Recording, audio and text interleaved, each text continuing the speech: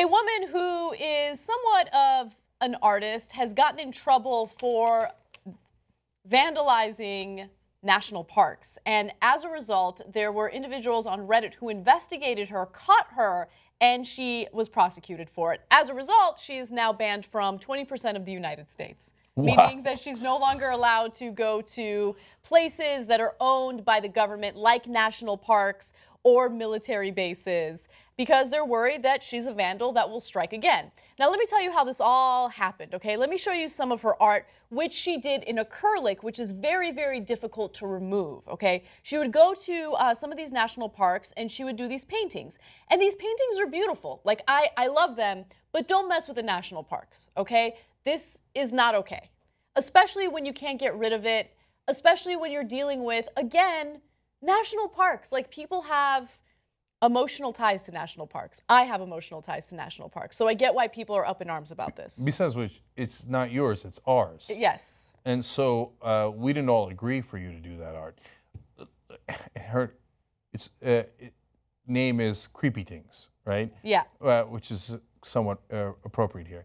Look, I would have more issue with graffiti artists being the old school conservative I used to be if we didn't work with graffiti artists here.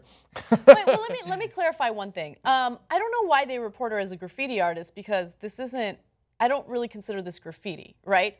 It's, like, I don't know, I'm not an art expert, but I imagine graffiti is different. These are paintings that she does with acrylic. So does that constitute as graffiti? It doesn't matter. Either way, it's vandalism. But yeah. So look, and so the old school argument I would have made back when I was a conservative is, if you do it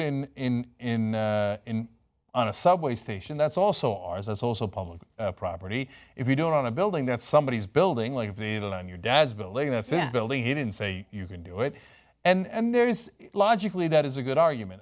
On the other hand, graffiti artists tend to be more revolutionaries, and some more political, some not at all political, but in their own way are rebelling and saying, here's a new idea you should think about. And some are more productive than others, but art doesn't have to be productive. So in becoming more liberal, I've become more open-minded to that. And I say, look, I am a little biased because one of our graphic artists is a fairly well-known graffiti artist, street artist. And so he's got me to open my mind on that a little bit.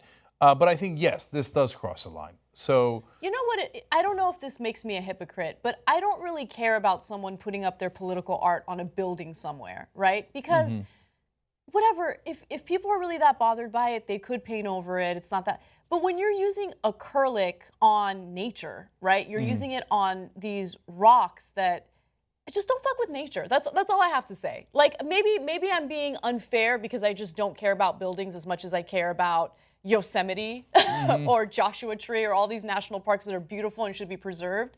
And one of the reasons is obvious, because we're afraid you're going to do permanent damage to something that's in nature, that's all of ours, and that we should all share.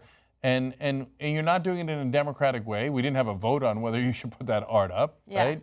Now, if South Dakota was going to commission Mount Rushmore, that's a different situation. If they commissioned your art and everybody in that state or whoever is involved, and if it's federal, the government commissioned it, that's fine. But we didn't. So it seems self-indulgent. And I get that it is on a spectrum, and I get that it's not a black and white issue. But for whatever reason, for us, for all the reasons we just explained, I think that this goes too far. So be cool and just go back to doing it on other people's property. Yeah. By the way, I would be devastated if I got banned from national parks. Like, national parks are so amazing. And they just it's an escape from reality when you go to these national parks, right? And also, in addition to her being banned from the national parks, Casey Nocket, which is the person who vandalized nature, was sentenced to 200 hours of community service, okay? And I just know one last thing, this is important. Look, street artists have a code of their own. And they have some rules and etiquette that they follow. And there is a sense of what is cool and what's not cool for good reasons, for the right reasons. Right. And so it's not like they're lawless and they're like, who cares, man? Let's go over to that guy's house and screw it up or put my own painting on your house.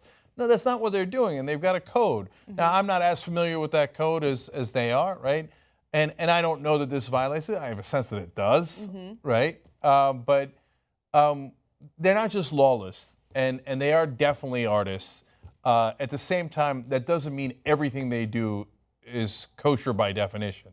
We're all allowed to have an opinion. Absolutely. And for our resident street artist, I just got a Snapchat from him. Follow me on Snapchat, Anna Kasparian. And he says, "Aw, that was dope of Cenk to say more open to art. Good shit."